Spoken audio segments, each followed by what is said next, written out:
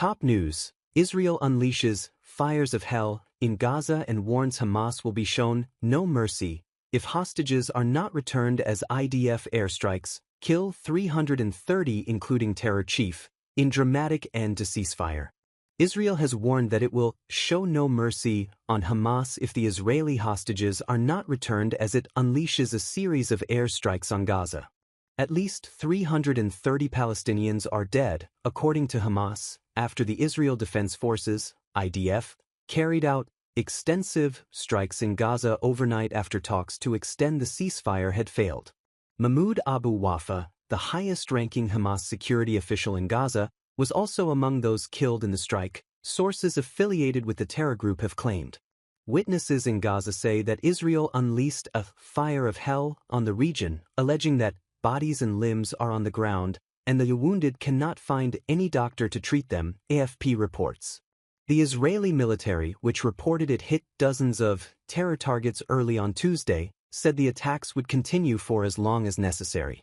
Israeli Defense Minister Israel Katz says the fighting will continue as long as the hostages are not returned and all our war aims are not achieved.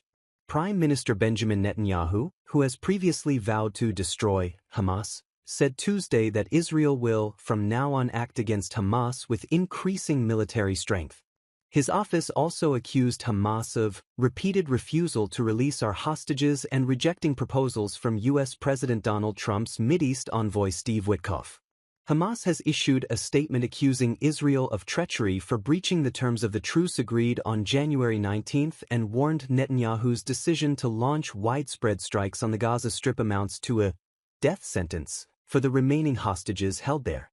Strikes were reported in multiple locations overnight, including northern Gaza, Gaza City and the Deir al-Balah, Khan Yunis and Rafah in central and southern Gaza Strip.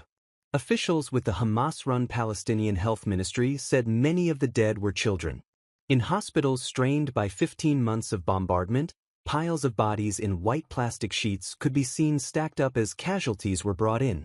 Others were seen rushing stretchers with wounded people, including young children, to the Nasser hospital. Footage shared on social media in the aftermath of the strikes shows pummels of smoke billowing from a fiery orange pit as people's homes lie in ruins.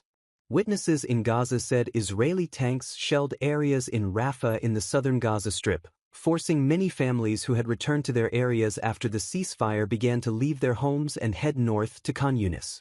Netanyahu and Katz ordered the strikes on Tuesday morning, according to the Prime Minister's office. The proposal for the airstrikes was presented by the IDF over the weekend and approved by the political leadership. This follows Hamas's repeated refusal to release our hostages, as well as its rejection of all of the proposals it has received from U.S. presidential envoy Steve Witkoff and from the mediators, a statement from Netanyahu's office said. Israel will from now on act against Hamas with increasing military strength. In Washington, a White House spokesman said Israel had consulted the U.S. administration before it carried out the strikes, which the military claimed targeted mid-level Hamas commanders and leadership officials. Hamas could have released hostages to extend the ceasefire but instead chose refusal and war, White House spokesman Brian Hughes said. The main group representing the families of hostages held in Gaza has slammed the decision to return to fighting, saying the move shows the government chose to give up on the hostages. The Hostages Families Forum said military pressure endangers hostages. It asked the government in a post on X why it backed out of the agreement with Hamas that set out a release of all the living hostages in exchange for an end to the war.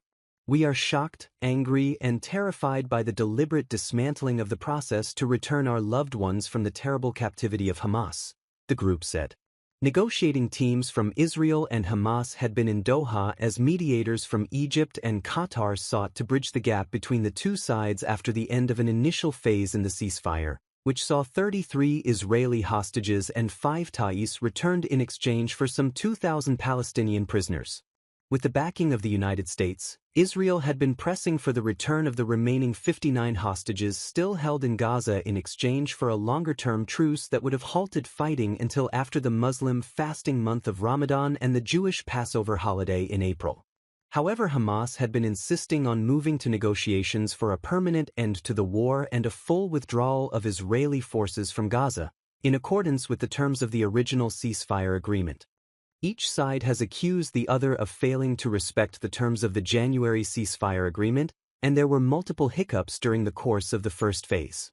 But until now, a full return to the fighting had been avoided. Israel had blocked deliveries of aid from entering Gaza and had threatened on numerous occasions to resume fighting if Hamas did not agree to return the hostages it still holds. The army did not provide details about the strikes carried out in the early hours of Tuesday, but Palestinian health authorities and witnesses reported damage in numerous areas of Gaza, where hundreds of thousands are living in makeshift shelters or damaged buildings. A building in Gaza City, in the northern end of the Strip, was hit, and at least 3 houses were hit in Deir al-Balah in central Gaza.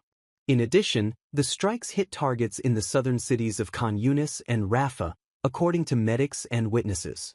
Among those killed was senior Hamas official Mohammed al-Jamasi, a member of the political office, and members of his family, including his grandchildren who were in his house in Gaza City when it was hit by an airstrike, Hamas sources said. In all, at least 5 senior Hamas officials were killed along with members of their families.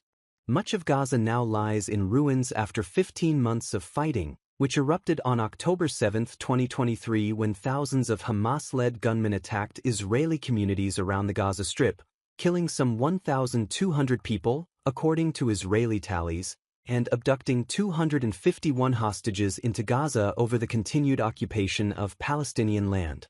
The Israeli campaign in response has killed more than 48,000 people, according to Palestinian health authorities, and destroyed much of the housing and infrastructure in the enclave, including the hospital system.